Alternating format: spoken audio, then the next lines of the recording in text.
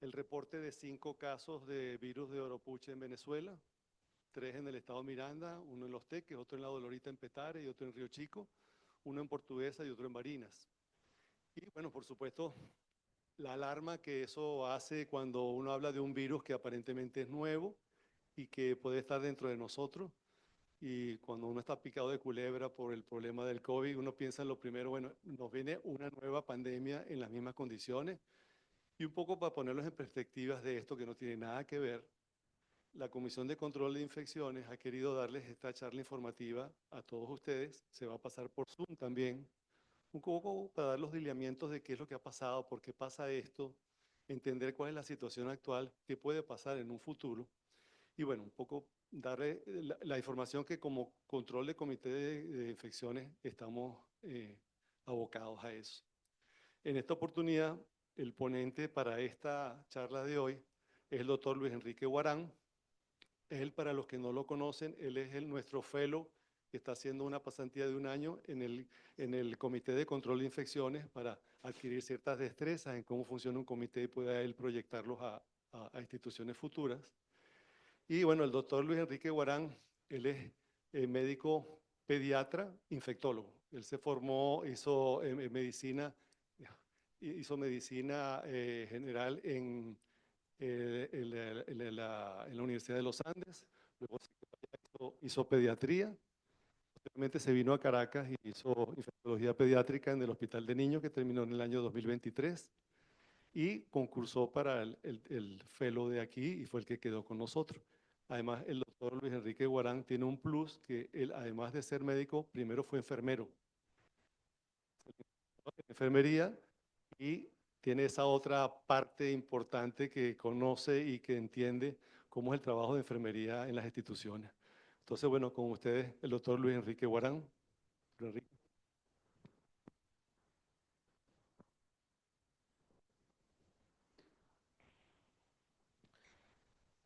Buenas tardes.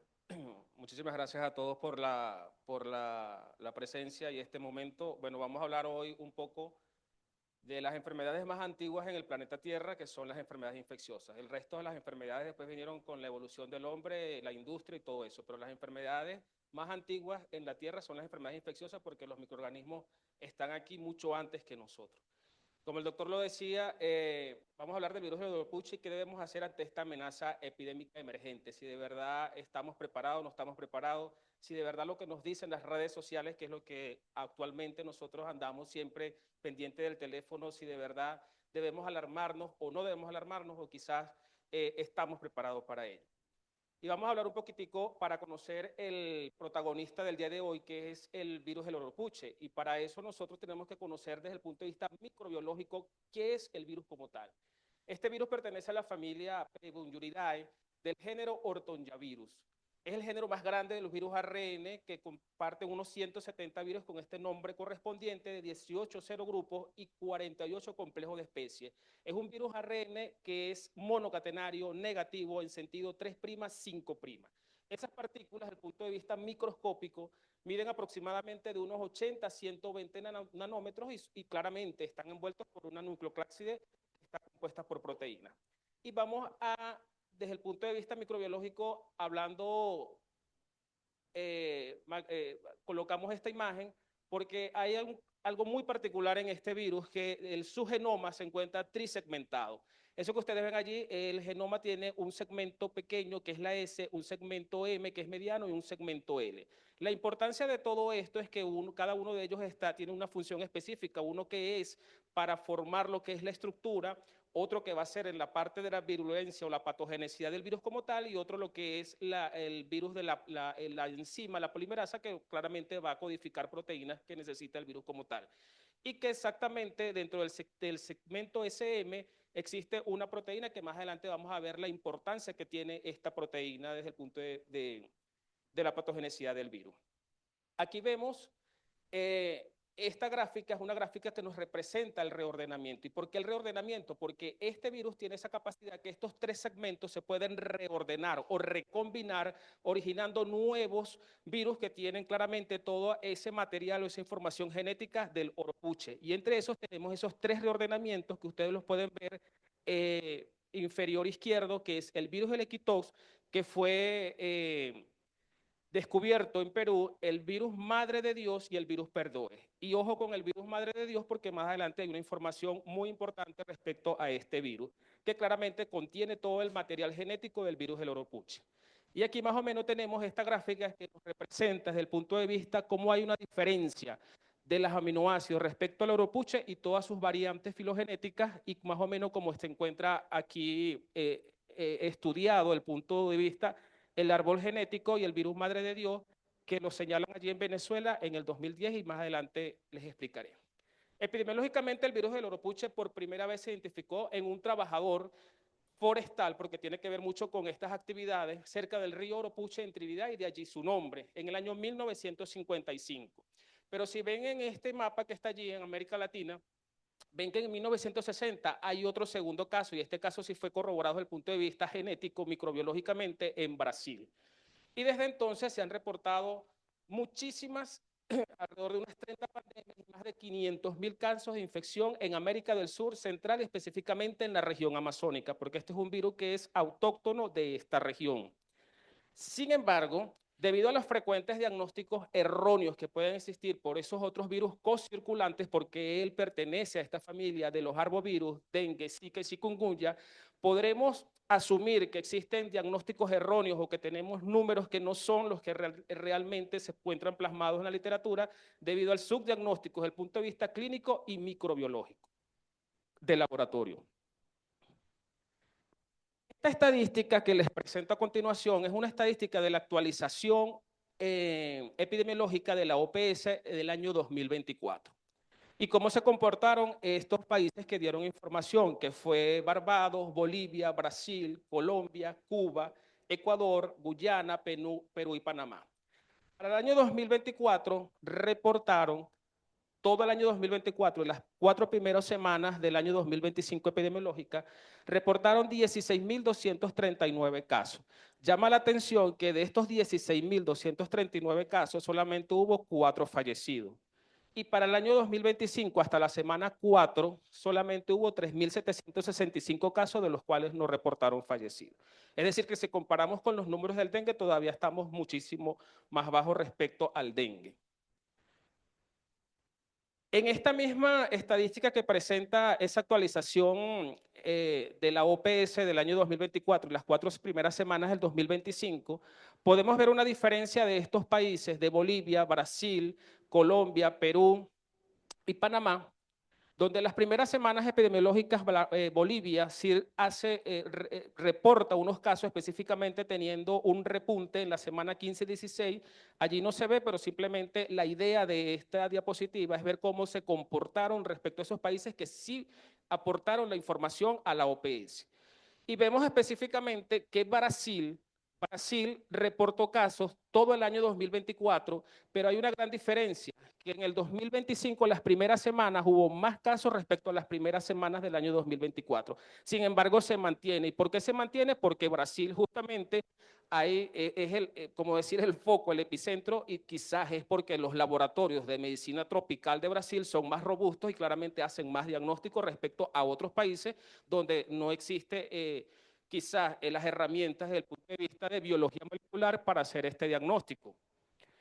Mientras que en otros países, por ejemplo, Cuba dice que no reportó casos durante el año 2024, que es algo como sospechoso, y Colombia, que lo vemos en el izquierdo, inferior izquierdo, donde reporta casos teniendo su mayor repunte en la semana 10-11 del año 2024, pero con un descenso paulatinamente durante el 2024 y no reportó casos en el año 2025. Ahora bien, respecto a la noticia de la Dirección Nacional de Epidemiología del Ministerio Popular para la Salud, como lo decía el doctor Ríos, y a raíz de esto, ¿qué es lo que nosotros debemos saber o qué fue lo que sucedió desde el punto de vista epidemiológico? Aquí hay 5 casos que se reportaron y fueron en Miranda, Portuguesa y Barinas. Miranda reportó casos específicamente en Petare, Barlovento y Los Teques. Portuguesa y Barinas no especificaron, obviamente son 2 estados llaneros, pero no especificaron en qué población exactamente fue donde se identificaron, aunque llama la atención que el estado Portuguesa no maneja, o sea, no reporta en la literatura que es estado donde circula el vector principal. Ahora bien, ¿cuáles son los estados en Venezuela donde circula el vector principal? Esos estados que ustedes están viendo en color verde, que es Vargas, Aragua, Yaracuy, Falcón y Amazonas. Anzoátegui está en color marrón. ¿Por qué en color marrón? Porque allí fue donde se identificó en el 2010 por una epizotia, una mortandad de mono, uno de estos recombinantes del virus de Oropuche, que fue el virus madre de Dios. Sin embargo, claro, no pasó al humano, no causó una epidemia o un brote en el humano, pero sí debemos estar claros que a raíz de estos 5 casos que nosotros tuvimos o que reportó Epidemiología Nacional, existe ese antecedente que ya en Anzoátegui se reportó este caso en ese brote que hubo en mono. Ahora lo podemos ver aquí más grande, el mapa que se veía de Venezuela, y ustedes me dicen qué es lo que significa ahora esto rosado. Esto rosado es el potencial que hay de distribución del vector principal. Y ya vamos a hablar un poquitico del vector principal. Es decir, que si vemos nosotros ese mapa de Venezuela, es el potencial que hay de distribución del vector, conjuntamente con el vector va a ir el virus si está infectado y asimismo la enfermedad, es decir, toda Venezuela. Se está escapando prácticamente, es la región andina y un poquitico de la región guayana, que es como incongruente porque estos estados son limítrofes, sobre todo Bolívar y Amazonas, con los estados que tienen mayor foco de Brasil, que es el estado de Amazonas y el Roraima de Brasil. En cuanto a la transmisión viral, es algo muy más o menos entendible desde el punto de vista, sabiendo que es un arbovirus, porque tiene 2 ciclos. Tiene un ciclo que es selvático, propiamente dicho, y un ciclo urbano. En el ciclo selvático hay varios hospederos que son vertebrados, como todos los primates, el perezoso y las aves. Aquí es importante saberlo porque el perezoso y estos primates también comparten como reservorios otros virus que en cualquier momento pudiera este vector principal pasar esto también al ser humano. Por todo aquello de las grandes migraciones y que nosotros los venezolanos hemos visto durante estos 10 años, esto y las actividades forestales, las actividades agrícolas que los humanos han hecho, él pasa a un ciclo selvático. Y en el ciclo selvático, claramente, si él lleva la viremia, y también ya hemos visto que en la región, en las ciudades ya está como tal el vector principal, y Petare, Barlovento, pasa a lo que es el ciclo urbano. ¿Y por qué está la mujer embarazada? Porque la transmisión no llega allí. Hay una transmisión vertical que me va a traer consecuencias también en lo que es la embriogénesis. Puede haber una muerte fetal o puede ser microcefalia o anencefalia, que es también con peso mucho con otro arbovirus que es el Zika. Importantísimo porque veo algunos pediatras presentes que en esta estadística que se mostró anteriormente no mencionaban pacientes pediátricos. Los más ahí cerca son esos neonatos que tuvieron microcefalia o anencefalia. Ok, hablando del vector, el vector principal aquí, el protagonista, el que lleva y trae, es el jejen conocido como Culicoides paraensis. Son insectos que pertenecen a la familia Curicidae y son mosquitos picadores de la familia Ceratopogoidae. Están implicados en esta transmisión, pero también son vectores de otros virus que también van a picar a esos otros animales que se encuentran en la selva que pudiesen en cualquier momento saltar al humano. El Culicoides paraensis pertenece a esta familia, incluye más de 125 géneros y alrededor de unas 550 especies. Pero a su vez, este es el principal vector, pero existen otros vectores secundarios y que son muchísimos y en la literatura han reportado y en laboratorio han aislado el virus o material genético del virus de otros vectores secundarios. Pero de estos vectores secundarios, el principal es uno perteneciente a este género del Culex guanquicifatus. También tenemos el Coquilletiae venezuelensis, el Mansonia venezuelensis y el Aedio serratus. En la literatura reporta que para el año 1960, ese segundo caso que se reportó en Brasil fue por un Aedes serratus que se encuentra en toda la región de Guayana venezolana. Aquí mostramos una diferencia más o menos de lo que es el jejen y el culex. El jejen y el culex. En cuanto aquí la diferencia significativa es el tamaño. El tamaño del culex es aproximadamente 0.5 a 1.2 centímetros. mientras que el vector principal aquí, que es el GG, el Culicoides paraensis, es de 1.3 a 5 milímetros, es decir, que es bastante pequeño. Pero ¿qué pasa? Que desde el punto de vista del ciclo vital del Culicoides paraensis, que es el vector principal, él tiene su ciclo de vida, que es una fase, el huevo, larva, pupa, y una fase adulta. Él tiene más actividad durante el día, específicamente vespertino, al terminar la tarde. Tanto la hembra como el macho son chupadores de flores, del néctar de las flores, implica mucho todo lo que es la polinización, pero solamente la hembra, claramente, para poder criar sus huevos, ella solamente chupa la sangre, no solamente del humano, sino de otros también vertebrados. Las condiciones para él, para su biología y su ciclo vital, él va a depender de aguas estancadas, de material orgánico en descomposición, que lo va a diferenciar de la Aedes, que es agua limpia. En este caso, lo van a conseguir en cualquier agua estancada y de allí más o menos la prevención y control está dirigida hacia allá. La patogenia de este virus no está muy dilucidada desde el punto de vista en nosotros los seres humanos, pues quizás por el subdiagnóstico tanto clínico como de laboratorio, quizás no se han enfocado, pero durante estas 7 décadas sí se han hecho estudios sobre el virus del Oropuche, por eso es que no es nada nuevo, es muy viejo, pero que simplemente nosotros por no tener una estadística o no tener ese diagnóstico desde el punto de vista microbiológico, hemos hecho como de un lado y lo hemos enfocado más en otros arbovirus como dengue, zika, chikungunya. Pero bueno, la patogenia se ha estudiado en roedores, específicamente en los hámster dorados y en unos ratones neonatales. Aquí solamente está implicado la parte inmunitaria, la vía del interferón. La vía del interferón es lo que está aquí y es la respuesta innata de primera línea. Y como se lo nombraba, este virus tiene esa capacidad de evasión de este sistema inmunológico y cuando yo les proyectaba la estructura del virus de los 3 segmentos NSM, esta proteína, la NSS, tiene esa capacidad de antagonizar el interferón, porque el interferón está implicado en disminuir la replicación viral y de hecho es lo que han tratado de ensayar a nivel de laboratorio. Signos y síntomas, bueno, los signos y síntomas los comparte con todos los arbovirus, pero hay unos específicamente que es la cefalea intensa.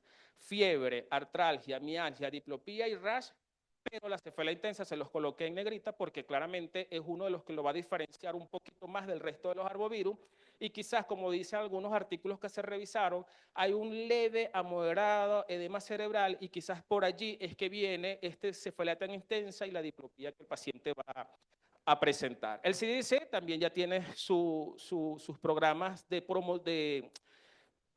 concienciación sobre lo que son los síntomas del oropuche, fiebre y escalofrío, dolor de cabeza intenso lo comparte también, calambres musculares, la artralgia, la mialgia, náuseas y vómitos, sarpullido, diarrea. Cualquiera de ellos lo podemos confundir con cualquiera de los arbovirus y hasta con virus respiratorios, específicamente el COVID. El COVID causa diarrea y causa los otros síntomas. Entonces nosotros estamos allí como que será, no será. Pero aquí hay algo importantísimo, que hay unas complicaciones y eso se debe porque este virus o la sintomatología clínica de este virus tiene 2 fases.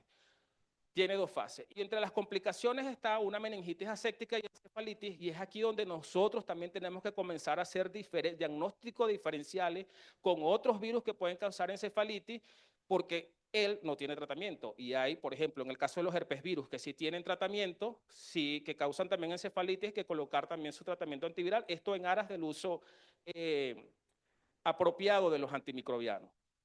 Otra de las complicaciones es el síndrome de Guillain-Barré. Esta gráfica es una gráfica tomada de esta revista, del Journal de Virology, donde más o menos en este estudio, este es un estudio de Brasil, Brasil lleva aquí la bandera en cuanto al estudio, la estadística y los casos reportados del virus del oropuche, vieron como que ellos el principal síntoma es la fiebre y seguidamente el dolor de cabeza. El resto, bueno, más o menos sí los comparte con lo que ya hemos mencionado, pero hacer siempre énfasis en eso. Y aquí bien, en esta gráfica, lo que le mencionaba anteriormente, él tiene una particularidad que se presenta en 2 fases, pero él tiene un periodo de incubación que va de 3 a 8 días. Ya sabemos que en el periodo de incubación la persona puede que sí, puede que no exprese síntomas leves, moderados, pero ya hay una fase aguda, donde esa fase aguda puede haber una sintomatología frecuente, que fue esos síntomas que yo mencioné, o una sintomatología menos frecuente.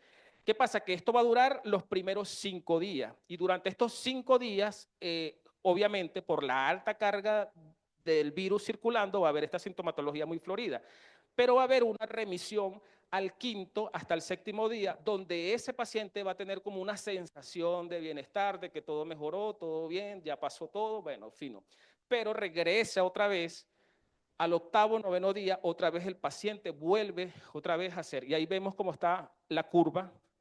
Vemos cómo está la curva donde el paciente presenta aquí en este valle como una sensación de hemorragia, pero luego hay un repunte. Entonces, que según la literatura, nosotros en la primera semana debemos que hacer un diagnóstico, el primer otro virus de este grupo de arbovirus con que tenemos que hacer un diagnóstico diferencial es con el dengue. Ya para la segunda semana o cuando el paciente se me complica a mí, sí tengo que ya ir pensando o tener presente, ahora pues que ya se hizo popular entre nosotros el virus del oropuche, pensar aquí, hay un dolor de cabeza, hay un deterioro neurológico, el virus del oropuche. El diagnóstico de este virus, bueno, principalmente hay un diagnóstico clínico que ya nosotros lo sabemos. Tener presente siempre el nexo epidemiológico. Preguntarle a ese paciente si en esos 15 días viajó él o recibió también personas que atravesaron la frontera, nosotros que ya obviamente lo que hemos pasado aquí en Venezuela sabemos esto, o si viajó a otro sitio, pero esto es un virus que es autóctono de nuestra región, pues. Aunque en la estadística que yo mencioné anteriormente hay unos casos que se exportaron a Europa, específicamente a Alemania, que reportó 3 casos, España reportó 21 e Italia reportó 6. Todos ellos tenían un antecedente que habían viajado a Cuba. O sea, es de nosotros, es calidad de exportación de nosotros. Los métodos serológicos están, pero ¿verdad? No nos aportan desde un punto de vista para el diagnóstico, no nos aportan desde un punto de vista laboratorio algo muy significativo. El diagnóstico aquí es molecular, biología molecular netamente. Y aquí lo dice porque en la fase aguda hay mayor carga viral circulando y es en los primeros 5 o 6 días que se debe tomar esta muestra, es importantísimo tomarlo, porque hay una detección del segmento S, del segmento M y va a dar también toda esa información genética para este reordenamiento. Quizás no me va a dar solamente el virus repuche, pero me puede dar el Madre de Dios o el Iquitok, bueno, independientemente. Mientras que serológicamente es a las 2 semanas puede ser que se expresen esos anticuerpos. ¿Y qué pasa con esto? Que como es un virus que comparte su misma información genética con otros virus y que pertenece a ese virus de los arbovirus, claramente puede tener un falso positivo o un falso negativo. Es decir, no nos sirve. Y quizás por esto ha sido el subdiagnóstico o este diagnóstico que no tenemos esos números reales, porque claramente sabemos que la biología molecular se necesitan de laboratorios mucho más robustos que cualquier prueba antigénica o prueba de serología. Que una de las promociones que está haciendo la OPS justamente es esa, poder llevar esas pruebas antigénicas rápidas a esas poblaciones, porque claramente en esas zonas selváticas o en esas zonas rurales usted necesita hacer por lo menos algo rápido y estar pendiente, que es el virus del oropuche, el que está frente de nosotros. El tratamiento es un tratamiento tal cual como el resto de los otros arbovirus. Manejar la fiebre, antipirético, analgésico y un soporte vital de una unidad intensivo si de verdad el paciente se complica o no se complica. Vacunas no existen actualmente, pero ustedes dirán, han pasado 70 años y la medicina no ha hecho nada, la ciencia no ha hecho nada. Sí ha hecho.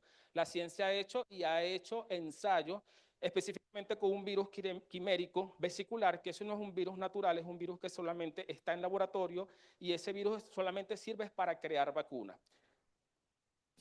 A raíz de este virus quirémico vesicular, él lo que hace es expresar glicoproteínas truncadas o completas, que lo que van a impedir es la replicación viral y obviamente evitan la gravedad del síntoma, del síntoma del virus. En cuanto a los antivirales, tampoco hay antivirales. Ensayaron in vitro con la ribavirina en ratones, pero tampoco dio resultado. Y por allí lo más que se ha acercado un poquitico a este tratamiento antiviral específicamente para ellos era cuando hablábamos del interferón, el alfa y el gamma, y este también lo han utilizado, pero tampoco ha sido ensayado en humanos.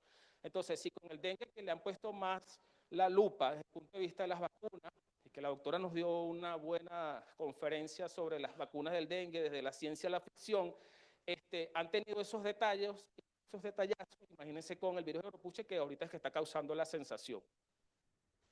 Prevención y control, una está dirigida hacia lo que es el control entomológico, que es mapear todas esas áreas urbanas, periurbanas, rurales, donde el posible desarrollo del vector, el fomento de las buenas prácticas agrícolas y evitar la acumulación de esos residuos, porque esta actividad agrícola y forestal ha influenciado en ello.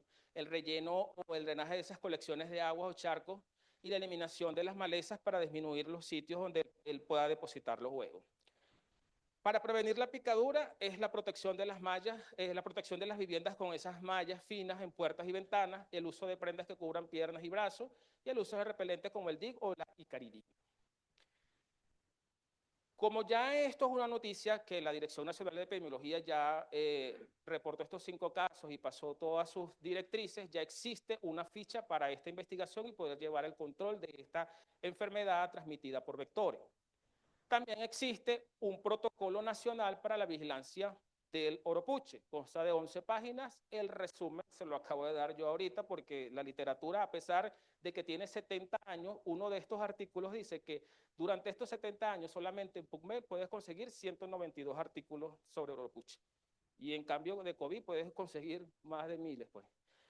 Ellos definen como un caso sospechoso todo paciente febril, que contenga todos estos signos o todos estos síntomas que mencioné anteriormente, un caso confirmado, que sea este paciente febril, pero que tenga mi PCR positiva, y un caso descartado es que tenga los signos y síntomas, pero que tenga PCR negativa. La muestra es suero, si la va menos de 8 grados centígrados, en el Instituto Nacional de Higiene, debes llevar la ficha, debes llevar la identificación de la muestra. Si esa muestra es para 7 días, debe permanecer menos 70 grados centígrados, de menos 20 a menos 70 grados centígrados.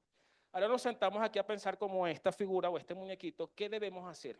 ¿Qué vamos a hacer? Que si estamos preparados, no estamos preparados, sabíamos del tema, no sabíamos del tema, y seguir pensando.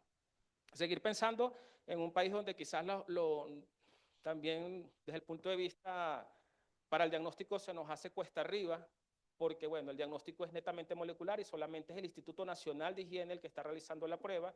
Desde el punto de vista privado no se están realizando estas pruebas por ahora, pero bueno, sí pensar que ante todo paciente que nos llegue a la consulta o a la emergencia con cada uno de estos síntomas, ya no solamente es dengue, que claramente es el diagnóstico primero que tengo que pensar en él, sino también en Zika, en chikungunya, sino también ahora tener presente el Oropuche. Y más, si ese paciente está en constante siempre, el paciente venezolano con el médico venezolano a través de la vía telefónica, del WhatsApp, en ese contacto, y usted ya vio que ya pasaron 2 semanas y el paciente ahora comienza con esa cefalea intensa y usted ya por sospecha clínica, usted puede decir, es un Oropuche, bueno, y ahí usted va a decidir desde el punto de vista de su experiencia médica la decisión del paciente. Claramente, si el paciente tiene un deterioro muy grave neurológico que va a meritar de UCI, claramente tiene que ir a UCI. Si no, la hidratación y mantenerlo hospitalizado para poderle garantizar una estabilidad hemodinámica a ese paciente. Estos son algunos artículos que se revisaron, específicamente la revista Lancet, que publicó en el año 2024, de la virudes, y esta última, y bueno, este mensaje que es, yo como infectólogo, que amo la infectología y la microbiología, dice que los virus son unos actores invisibles, pero dinámicos en la ecología de la Tierra, mueven ADN entre especies y proporcionan nuevo material genético para la evolución y regulan vastas poblaciones, entre esas nosotros. Gracias.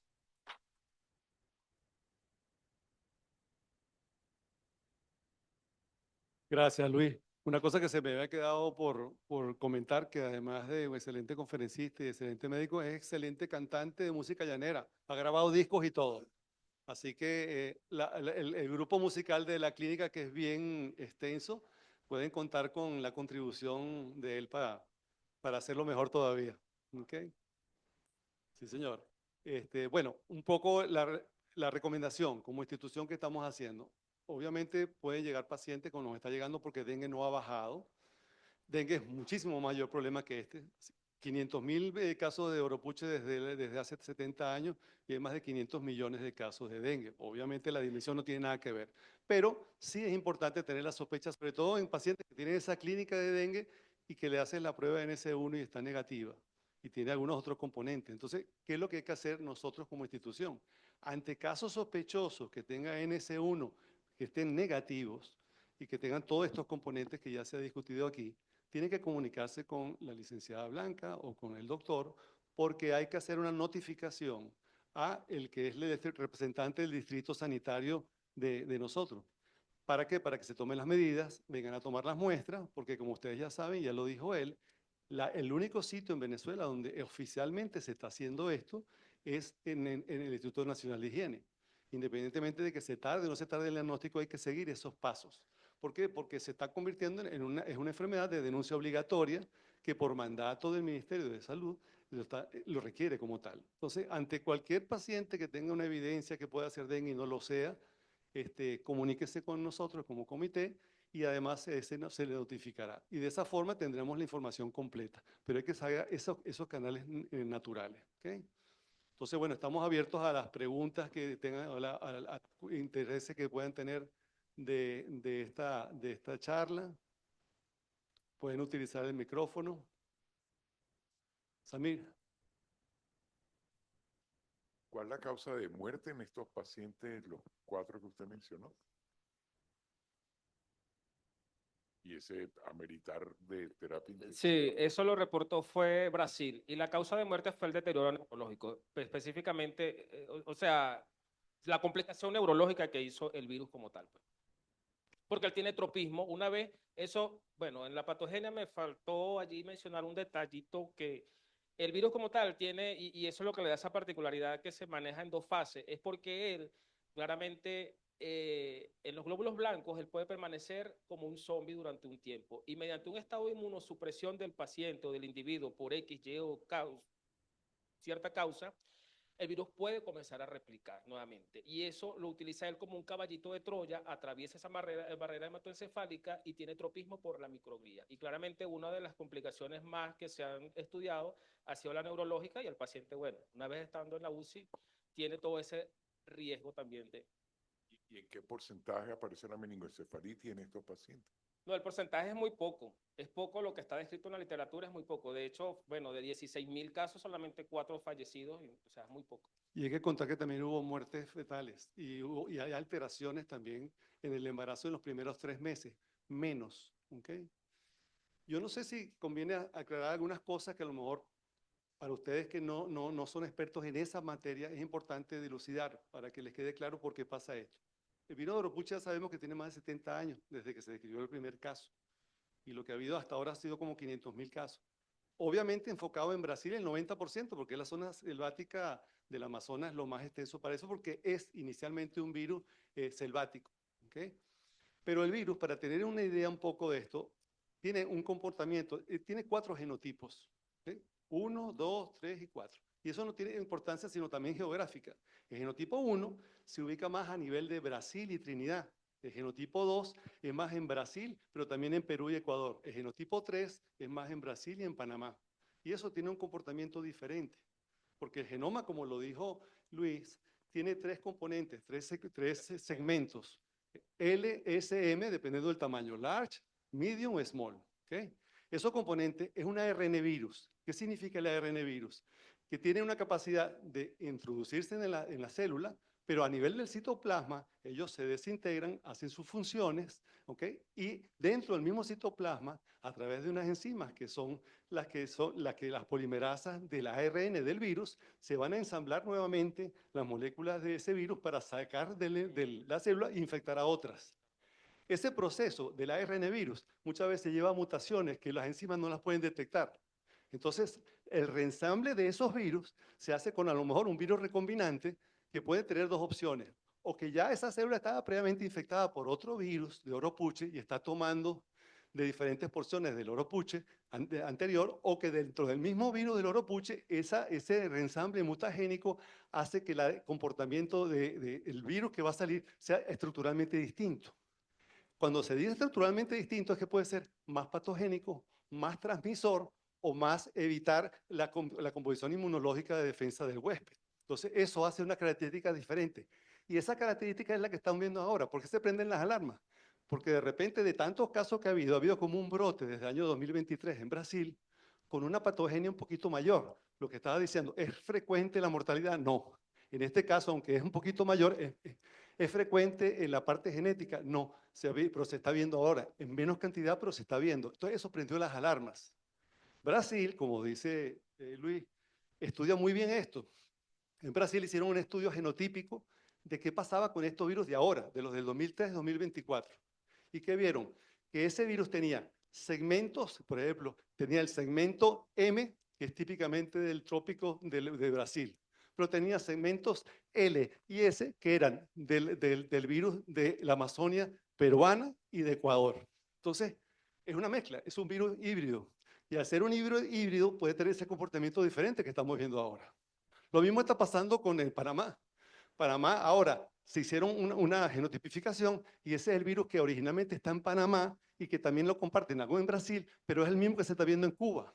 ¿Y qué pasó en Cuba? Que en Cuba ahora hay una serie de muchos más casos para la población, alrededor de 600 y pico casos, y los que se han demostrado ahora que que fueron a Estados Unidos, a Canadá o a Italia, son el mismo genotipo de los que pasaron por Cuba. Entonces, en Venezuela en este momento no sabemos qué tipo de genotipo es. Por ejemplo, el virus que se diagnosticó, como dice Luis, el de Madre de Dios, que fue en un mono selvático de la Anzoátegui, es el mismo virus que se aisló originalmente porque Madre de Dios no es porque sea religioso. Madre de Dios es porque se diagnosticó en una zona de Perú, en el sur de Perú, pegado a la Amazonia de Brasil, que es una zona minera. ¿Cuál es el principal problema de por qué se empezó ahí? Porque ahí hacían dos cosas, minería y deforestación. Entonces, eso hace que la transmisibilidad sea mucho mayor. ¿Qué se vio en el estudio de Brasil? Que en Brasil el mayor foco de infección estaba en un área de 2 kilómetros, que es lo que dura el culicoide. Más o menos 2 kilómetros es el área de influenza. Pero se vio un 25% de casos que estaban por encima de los 10 kilómetros y más. ¿Por qué? Porque lo transportaba el hombre. Entonces, la migración de estos virus hace que se comporten distintos. Y esa migración puede hacer también, a su vez, que haya sucesivas virus y originalmente del oro puche, pero con características distintas. Y eso prende las alarmas. Entonces, en Venezuela tenemos colicoide, tenemos culex, tenemos diferentes cosas, y ahí puede haber un brote un poco por encima de lo esperado. Y eso es lo que estamos viendo. ¿Cuánto es? No sabemos la magnitud. ¿Cuál es realmente el genotipo específico ahora? Se está estudiando. Pero eso es un poco para entender la diferencia entre por qué este se comporta así y por qué en un momento dado hay este brote, ¿no? Está el problema también de la temperatura, está el problema de la migración, pero sin duda que todos estos factores funcionan para que uno entienda por qué pasa esto en este momento. ¿Okay? ¿Ibas a preguntar algo, Samir? Eh, Tengo una duda con respecto al NS1 del dengue. ¿Hay falsos positivos en Oropucho o viceversa? ¿Pacientes con No. Oropuche que hagan positivos en NS1? No, no están descritos porque realmente la composición, como le dice Luis, la composición muchas veces antigénica. Acuérdate que una cosa son los genotipos y otra cosa son los serotipos. Los genotipos es la composición genética, pero los serotipos, que es de donde sacan, son los componentes que hacen reacción inmunológica. Y esos son los que determinan como el paneo del virus. Entonces, en este caso, NS1 es del virus de dengue y no tiene por qué haber falsos positivos, falsos negativos. O positivos. Porque es una proteína, en el caso de NS1 es una proteína específica del virus del dengue. Es una proteína, o sea, no la va a conseguir en una proteína de las glicoproteínas del oropuche. Y obviamente la genética, bueno, el doctor lo acaba de explicar, es otra cosa. Ya eso es otro. Y claro, sí hay que hacerlo en fase aguda porque eso tiene un nivel en que de repente puede hacerse disminuido y no lo detecta. Por eso es que es importante los primeros 5 o 7 días. ¿Sí?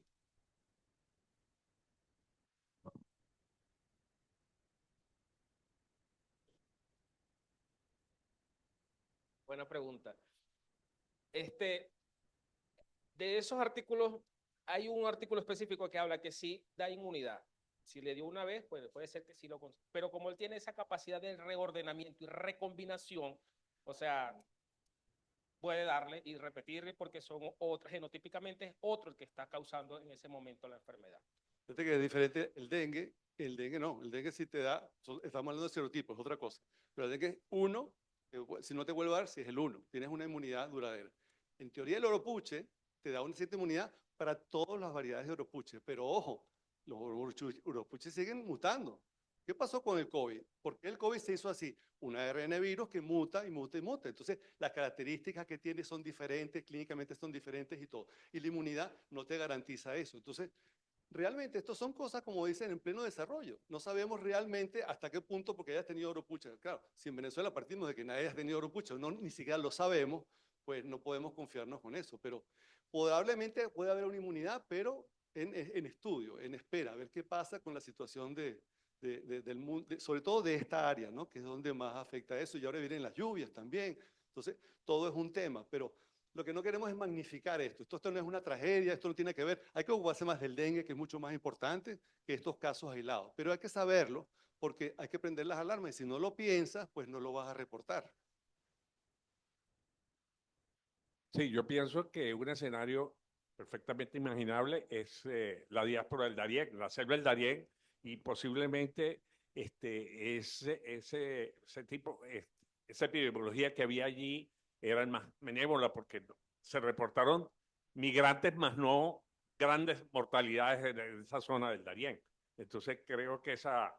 Es así, en Panamá se hizo el estudio y de los 100 y pico casos que se consiguieron, 2 en Ciudad Panamá y los alrededores, todos los demás eran del Darién. Obviamente, porque el Darién es una zona selvática, pero es el paso de la migración, es de todo lo que ha habido. Y todo eso puede estar en comunicación también con lo de Cuba. O sea, uno también puede especular de dónde viene, pero hay que entender la dinámica que estos virus van cambiando también. Para saber si desde el punto de vista de laboratorio hay algo en particular que oriente o cualquier condición viral. De laboratorio, o sea, hematología completa, se refiere usted, doctor. O sea, un laboratorio básico, una paraclínica, pues que yo solicite en el momento para hacer un diagnóstico. Bueno, la hematología va como el resto de los arbovirus, simplemente una linfopenia, una trombocitopenia, una leucopenia, más nada. O sea, lo único es que como concentración, como uno ve en el dengue, en él no lo voy a ver porque no forma parte de esa fisiopatología o aún no está dilucidada porque hay muy poco estudio respecto a eso. Pero la hematología no nos va a aportar mucha diferencia respecto a los otros arbovirus. No describe tanto problemas hemorrágicos como puede ser el dengue también. Puede que bajen las plaquetas como pueden bajar en cualquiera de estos arbovirus, pero no parece como que el cuadro más marginal, más importante, ¿no? Pero bueno, es cuestión de, aquí nadie tiene experiencia en oropuche. ¿Okay? Aquí todo lo que hemos leído más o leído menos, pero aquí hay que tener la experiencia viendo los casos. Pero sin duda, las alarmas es eso. Casos sospechosos que no son dengue, ojo, simplemente eso, estar pendiente. Julio, ya que estás aquí, tú tienes que aportar algo. A ver, cuéntame. ¿Sabes algo? Tú que eres el hombre el hombre de los datos. ¿Tienes No, algún caso nuevo que no se haya no. descrito o alguna Sí, situación? de los 5 casos, 3 tienen genotipo ya hecho y son 3 genotipos diferentes. De cada una de las regiones son 3 genotipos diferentes que es difícil entender. Bueno, la explicación obvia es que probablemente ha sido introducido en diferentes partes, en diferentes momentos, y es lo que estamos viendo en este momento. Esa información de la gente del IBIC. Lo otro es que en Tropical tenemos un panel de arbovirus que con la misma muestra hacemos molecular de dengue, NS1, West Nile, Zika y chikungunya, con la misma muestra y el resultado está en el mismo día. Bueno, nosotros hemos estado desde el año pasado, todos los pacientes que nos daban negativo para todo, los mandamos al Instituto Nacional de Higiene.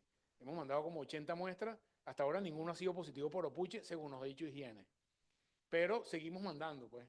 Entonces, probablemente alguno ahí caerá, pero por lo menos es una ventaja que si uno manda el paciente de lunes a viernes, en Tropical nada más se trabaja el lunes a viernes, al mismo día tienes el resultado, ya por lo menos te da un panorama genérico de qué cosas no son al menos. Pero yo sí creo que si todas dan negativo, yo creo que hay que tenerlo en la cabeza.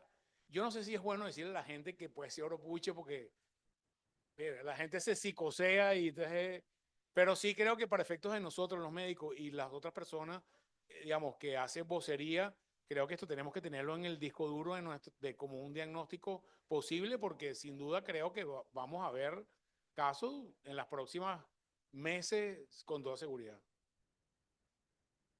El grupo etario, la escuché de aquí. Sí, el grupo etario llama la atención que fue entre 40 y 60 años aproximadamente y eran más hombres por la actividad agrícola y forestal, pues. Y pediátricos, que allí están las pediatras, no reportaron casos pediátricos. O están subdiagnosticados o no. Tenemos que pensar ahora también en eso. No es lógico pensar que Venezuela, que ahora que tenemos los primeros casos, si ha habido tantos alrededor, y nosotros tenemos también la zona de Amazonía, y tenemos el problema de la minería, y tenemos el problema de la migración, o sea, obviamente lo que hay que hacer ahora es buscarlo, pero simplemente que está pendiente porque obviamente que se pueden seguir viendo más casos. Y esto es más complejo, no hemos querido complejizar más, pero el tema de los vectores es otro mundo.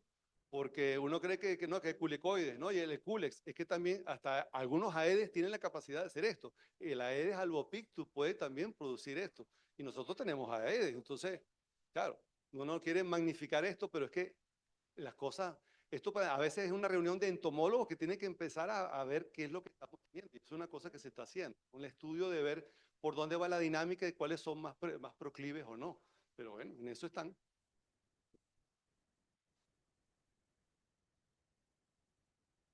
Sí. ¿Había algún otro comentario?